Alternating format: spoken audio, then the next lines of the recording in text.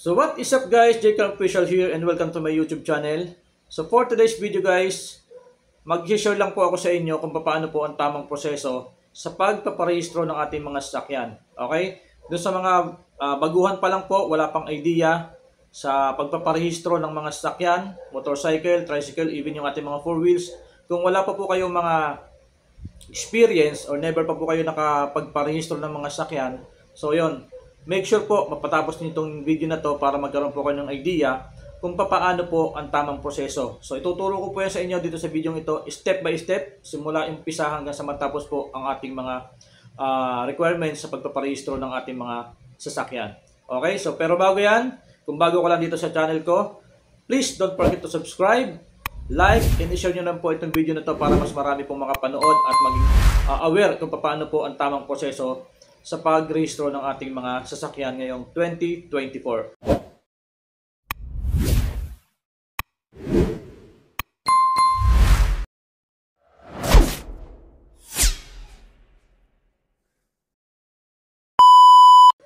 Alright, so simulan natin guys. Actually, wala naman po masyadong pagbabago.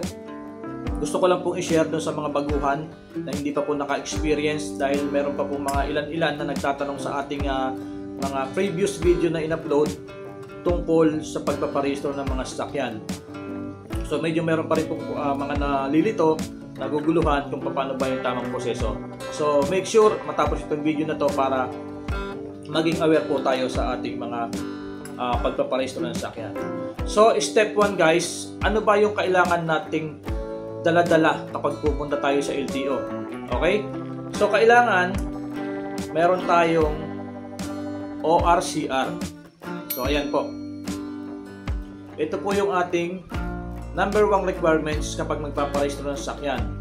ORCR. So ano ba yung ibig sabihin ng OR? So marami pong nagtatanong din sa atin. Yung OR po, yung ibig sabihin po ninyo is yung po yung official receipt. Ayan.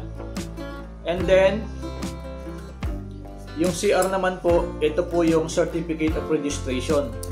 Kung kailan po na-rehistro yung ating sasakyan. Kaya po tinawag siya na OR at CR. So yun po yung ating dadalhin with valid IDs. Okay, so huwag nyo kakalimutan guys, medyo higpit na ngayon sa LTO, kailangan merong valid IDs at kung sino po yung nakapangalan doon sa ating rehistro. So yung appearance po ng tao dapat nandoon, medyo nahigpit na po ngayon sa LTO. Okay, so kailangan Step 1, OR, CR, and valid IDs. So pagdating nyo ng LTO, ipasirox nyo po yung OR, CR ninyo or kung na-isirox nyo na po, diretso na po kayo sa pagkuha ng insurance. Okay? So kukuha tayo ng insurance sa loob ng LTO, meron na po mga accredited doon. At kung meron naman po kayong kukuha ng insurance sa labas, like Cebuana, mas mura, pwede naman din po yun. Basta meron po kayong insurance. Alright? So, yung sa akin po, kumuha po ako ng insurance dito sa Liberty Insurance, which is dito sa loob ng LTO. Ito pong LTO na sinasabi ko is Muntinlupa branch po ito. Okay? So, 650 pesos po yung ating insurance. So, first payment po natin sa step 1, 600 pesos po for insurance. And then kapag nakuha nyo na po yung, na-xerox nyo na po, nakakuha na po kayo ng insurance, diretso na po kayo sa MVISR, yung tinatawag natin na Motorcycle Inspection Report. Okay? Para ipa-inspection yung inyong mga sasakyan. Ano man yung sasakyan na dala nyo, kailangan po dumaan doon sa MVISR na tinatawag. Or meron po tayong mga playlist, mga listahan dito kung ano-ano po yung mga i-check ng mga inspector doon. Okay? Ito po yung step 2. Okay? So ano-ano ba yung ini-inspect ng mga inspector pagdating natin sa MVISR na tinatawag? Number 1, kailangan po ipa-inspect yung inyong handlebars. So kailangan make sure yung inyong mga motorsiklo, kung ano man sasakyan na dala ninyo. Ito po ay para sa motorcycle po itong sa akin. Okay? So number 1, handlebars. Chine-check po nila yan. Number 2, spring. Hindi ko alam kung ano mga spring yung chine-check nila doon. Ito po yung nasa listahan po. Then number 3, lighting system o yung mga reflectors. So kailangan po okay po yung ating mga lighting system. Number 4, side mirror. So make sure halos sa lapad ng palad, huwag liliit sa palad. Okay, kailangan at least basta malapad, standard side mirror. And then number 5, pinaka-importante, brake system. So kailangan malakas po yung preno natin kasi medyo mahigpit sila pagdating sa inspection. Okay? Number 6, clutch system. Kung may clutch yung inyong mga motor, kailangan po yung inyong clutch is okay, hindi siya lubog, kailangan kumakagat ng maayos pag kinakambyo. And then number 7, isa sa pinaka-important din ito, yung ating tires, wheel, bolts, nut, yung mga tornilyo ng ating mga motorsiklo. Make sure na mahigpit at tama po yung ating mga tornilyo na ginagamit. Okay? Number 8, plate number. So make sure yung plate number natin visible, hindi nakatago, wala sa gilid, wala sa ilalim. So mahigpit po ang LTO sa ganyan. Number 9, yung ating mga shock. Okay, dapat walang tagas ng langis. Kailangan okay yung shock natin, nagpe-play ng maayos. Kasi ibig sabihin, kapag pala yung mga shock natin may mga tagas na may mga langis, so possible hindi na tayo papasa dito sa MV-ISR na to. Okay? And then number 10, horn. Okay? Sa mga nagtatanong guys, kung okay lang po yung mga loud horn. So okay naman po yung loud horn kasi naka-loud horn ako, pero bawal po yung naka-interrupter. Kailangan yung ating mga busina is yung continuous lang, hindi yung tutututut. Bawal po yun.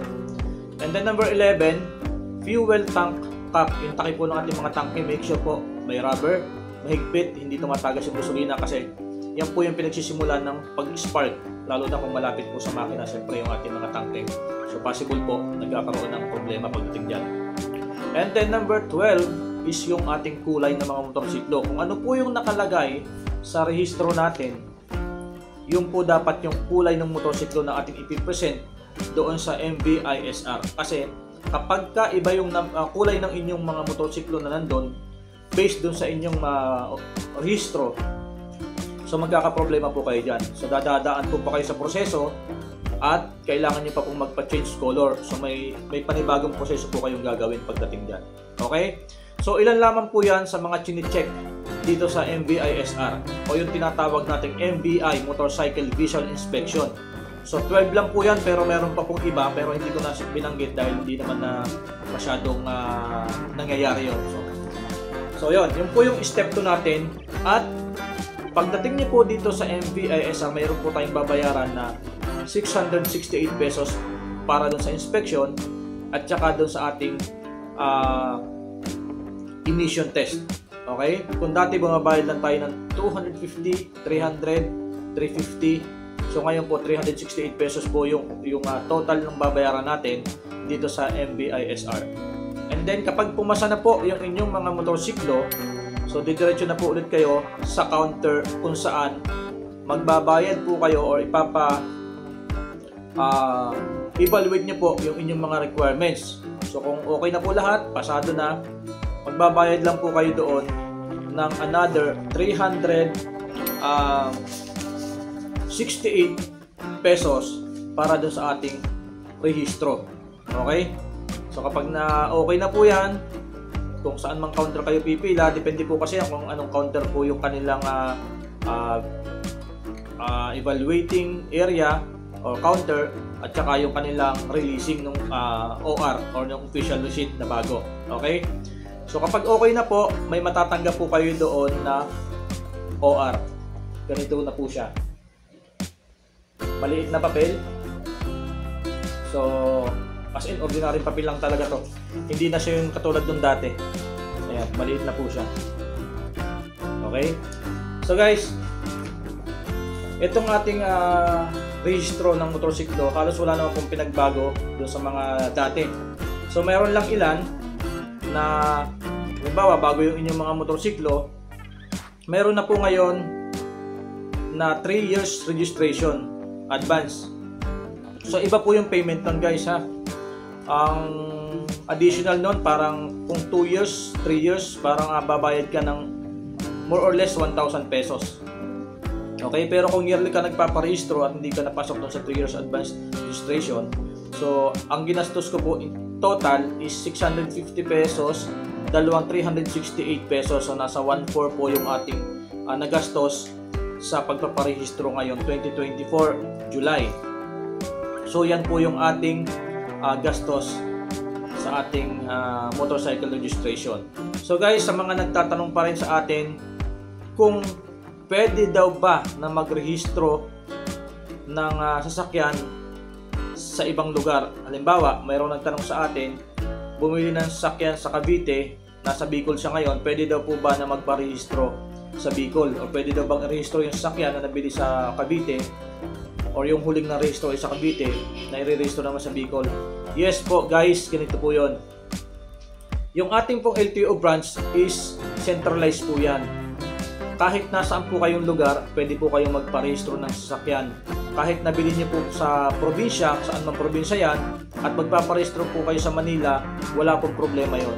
So, meaning, kahit saan po kayo bumili ng sasakyan, any branch po ng LTO, pwede po kayo magparehistro ng ating mga sasakyan. Okay? So guys, lagi nyo tatandaan kapag magpaparehistro tayo ng sasakyan, i-double check po natin maigi yung ating mga motorcycle, ating mga motorsiklo, ating mga sasakyan. I-check natin maigi ano ba yung problema, ano ba yung pwedeng hindi pumasa dito. Doon sa mga nabanggit ko, aralin yung maigi kung lahat po ng inyong mga nasa sasakyan na nabanggit ko ay nasa good condition. Kasi kung mayroon kayong pag-aalala or mayroon kayong hindi sigurado na okay yung inyong motorsiklo, huwag nyo na pong dalhin muna sa LTO kasi para hindi po tayo maabala, at the same time para hindi po tayo magka-problema sa ating rehistro, no? Kasi ngayon po, kung mayroon pong ibang LTO branch na walang MVISR sa ngayon, so pagdating po ng panahon, lahat po required po na dumaan sa MVISR o yung sa Motorcycle Vehicle Inspection Report. Lahat po yan dadaan dyan, kaya medyo mahigpit na po ang LTO ngayon. Lalo na yung sinusulong ng ating Senador Rapid Tulfo regarding dito sa pagpaparehistro.